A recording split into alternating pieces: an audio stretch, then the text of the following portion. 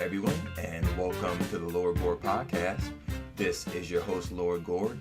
I'm giving you information that's factually correct and politically incorrect. And I'm calling a little audible this week. I know I was going to touch on the fascism of FDR. That was planned for this week. I think I'll have that for next week. But this week, I've been a little busy. I've been working a lot. Things are on the up and up. And I saw a story through my man Colin Flaherty, and it really is a stellar example of the insidiousness of social justice. Check out my podcast earlier on the insidiousness of social justice. But, my podcast today is going to be about the Democrats, of course. It's always the Democrats. Their effort to abolish the SAT examination, which is an examination that they use for students to be admitted in elite schools. So the story goes as follows. In the elite public schools in New York, Asians outnumber whites by more than 2-1, and over 60% of the students in these elite high schools are Asian. Now, the Democrats see a problem with that because, as Bill de Blasio says, this infuriated me because he's a communist. He said this, quote, "Stuyvesant High School just admitted almost 1,000 students, but only 10 of those students were African American and less than 30 were Hispanic in a city that is majority African American and Hispanic." So implicitly, he was trying to say that that these statistical disparities are proof of something sinister going on. They're proof of racism. There's some kind of inequality to fight, so on and so forth. But if you listen to my podcast on the insidiousness of social justice, you'll realize that statistical disparities do not equal discrimination, and that statistical disparities are not the exception. They are the norm. I mean, you can literally reword what Bill de Blasio said, and you can say something as follows. You can say, the NBA just drafted 60 players, but only 5 were white in a country that is majority white. Because the NBA is 80% black in a country that is only 12% black. So if you use their logic, you would be saying that there's something sinister going on because the NBA is majority black, when the reality is that the blacks are better than everyone else at basketball. Everyone knows this. So if you try to come up with some idea or some policy to abolish the NBA draft and to abolish traditional standards of judging basketball talent, and instead of judging basketball talent by what you see in measurables, speed, shooting ability, jumping ability, defense, so on and so forth, you started measuring things like personality and family background, all this stuff, people would look at you as if you were an imbecile. They'd look at you as a crazy person, and rightfully so, because these NBA players are in the NBA because they can do what others cannot do. The NBA owners have a vested interest in getting the best NBA talent so that they have the best talent to put on the floor so they can make money. So for them to draft people who can't meet the standards of being a professional basketball player just in the name of social justice, which is communism, or in the name of equality, quote unquote, you would get a much worse product, and you would have blacks being discriminated against in favor of people of another skin color. So you see how ludicrous that is, but it's perfectly plausible for commie types like Bill de Blasio to insinuate racism and prejudice at the fact that blacks are not represented at these elite high schools. Okay, Bill de Blasio, let's do a test. Let's look at the best basketball schools in New York City, and then let's look at who are the basketball players. Which race is overwhelmingly represented in basketball players in your New York City public schools? And then we could say something like, New York is only 25% black, but 85% of the basketball players are black in a city that's majority white and Hispanic. The blacks play the basketball because they want to. That's what they choose to invest their time in. The whites and the Hispanics don't want to play basketball as much as the blacks, and they're not as good. So the fact that there are more blacks than whites and Hispanics is not a surprise. We can talk about statistical disparities all day. For example, 90% of nurses are women. Over 90% of construction workers are men. Over 90% of American prisoners are men. Here's one for you, little commie de Blasio. In New York City, blacks are a quarter of the population, yet commit 66% of the violent crime and 3/4 of all the shootings. Another statistical disparity. In 1960s Malaysia, the Chinese received 408 engineering degrees. The Malay majority received 4.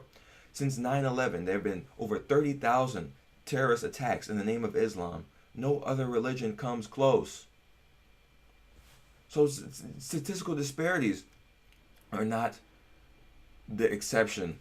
They are the rule. And what people fail to understand is there aren't as many blacks and Hispanics at these schools, not because of racism or discrimination. I'm going to tell you this from working in these government schools and growing up in the ghetto and knowing the black ghetto culture. Education is not prioritized with most blacks and Hispanics. It is not something that they do. They don't read a lot. Okay? They're not putting in as much legwork and studying hours as the Asians are doing. So to take away what the Asians have earned and to give it to those who it does not belong to is truly insidious. And they say the blacks and the Hispanics can't afford the prep programs, but the poor Asians can afford the prep programs. Okay, with all these AAU clubs all across the country that cost money, who's paying for them? You know, I taught at these ghetto schools. I live in a ghetto. You know what I see these kids wearing? $100 Air Jordans, $200 phone posits, Tommy Hilfiger, True Religion, so on and so forth. Obviously, they're spending money, but they're spending money on what they want. And what they don't want is a good education. They don't want a leg up, okay? What they want is to look good, to be ghetto fabulous, okay? If you understand the general culture in these ghetto schools, speaking proper English is frowned upon. That is called acting white. You will be teased for it. The number one way to not be cool in a ghetto black school is to be stellar at academics, is to not engage in the black redneck culture of criminality, social deviance, anti-intellectualism, you know, so on and so forth. That is the number one way to isolate yourself from those people. I mean, I've seen stories from schools in New York where some of the black teachers had sent out a memo to the students that said, listen, you guys need to learn to speak proper English, because if you want to write essays and you want to get into the university and you want to get a decent job, you'll need to be able to speak the standard form of English that everyone speaks. Okay? You can't speak this broken gutter English and expect for people to respect you. And she was vilified for it.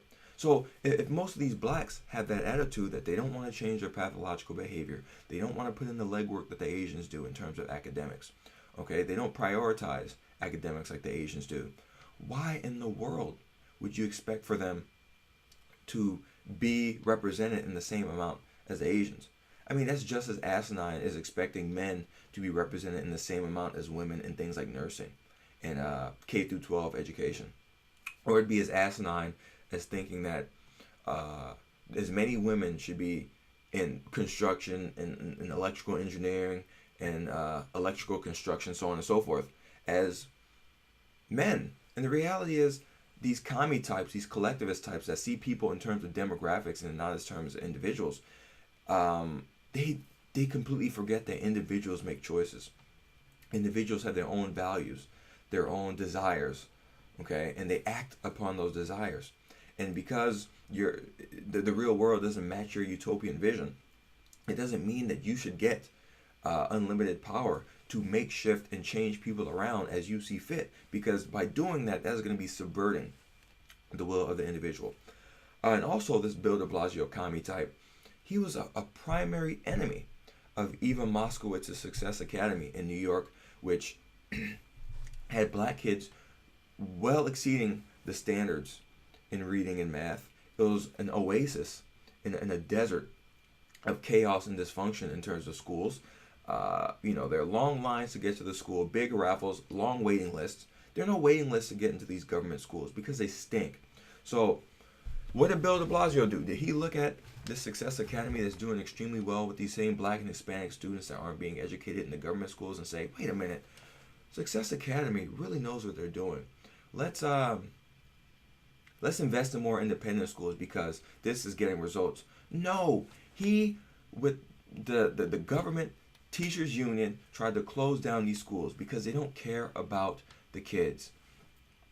They care about having a monopoly on the kids so they can keep the cash flow coming. The teachers union is one of the primary donators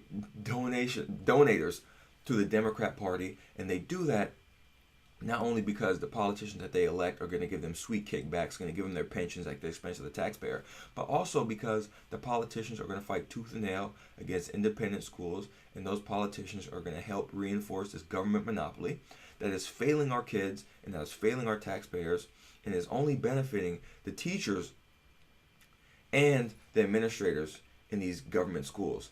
The kids are not their concern, because if the kids were their concern, they would look at Success Academy and they would say, wow, they're really making something of these kids. They're doing a great thing. We need more of this so more of our kids can succeed. No. It's saying, hey, if more of our kids are going to Success Academy, there's less kids in our school, there's less cash flow. Since we have less kids, we're going to get less money, there's less political clout, and that's the end of our game. We can no longer enrich ourselves at the expense of someone else. So that's the game that they're playing. So what these people want to do, there's this other Democrat politician, this black lady, had to be a black lady. She's saying that the test is, the SAT test is unfair to minorities, even though Asians are a smaller minority than blacks and Hispanics. They're saying that there's a minority problem in these schools.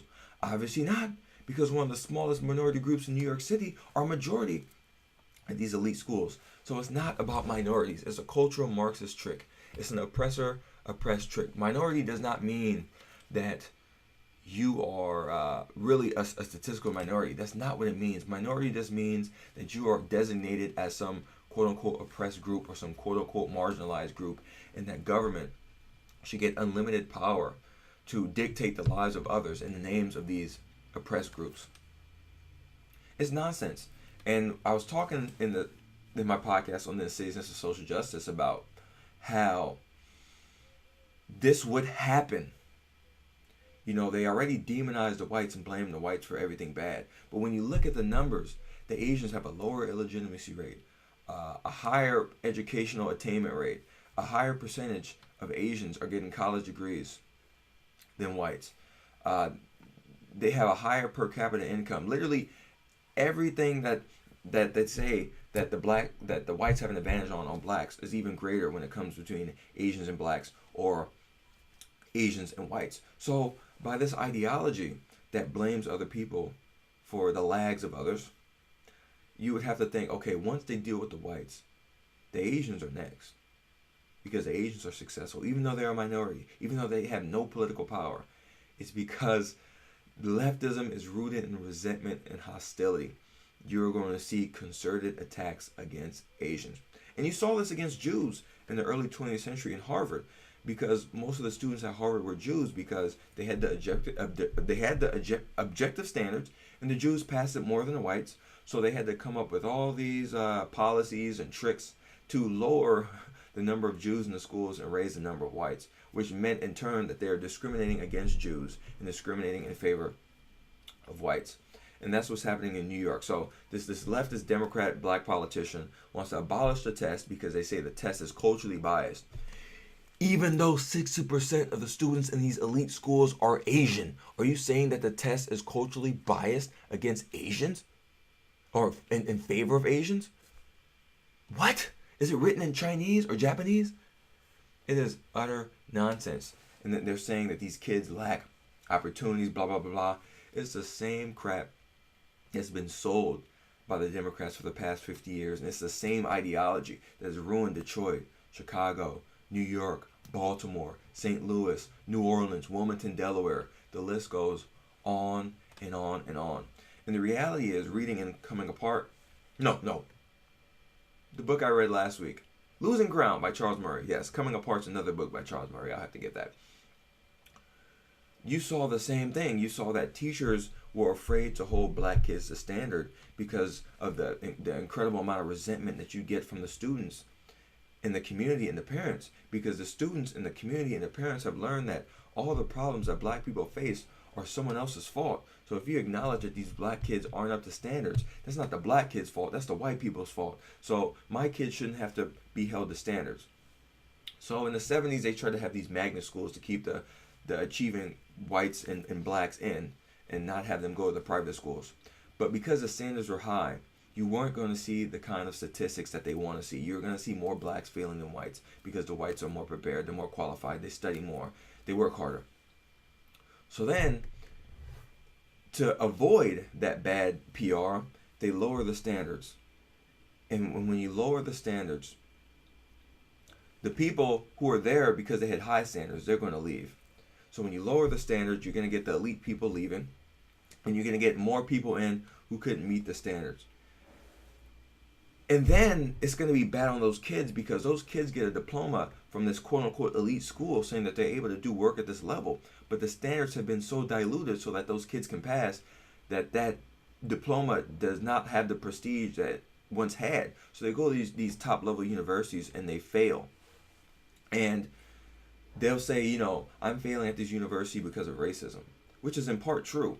It was racist of these leftist administrators and politicians to lower the standards of that school so that you can pass. That was racist. They were saying that you're so stupid and that you aren't able to do what it takes to meet these standards, that we have to lower them for you black people. That's the racism that led you on this path of destruction in which you can't do the work at the university level. It's not the university. They are just grading you according to standards. And the reason why you can't meet the standards is because you weren't held to standards for years.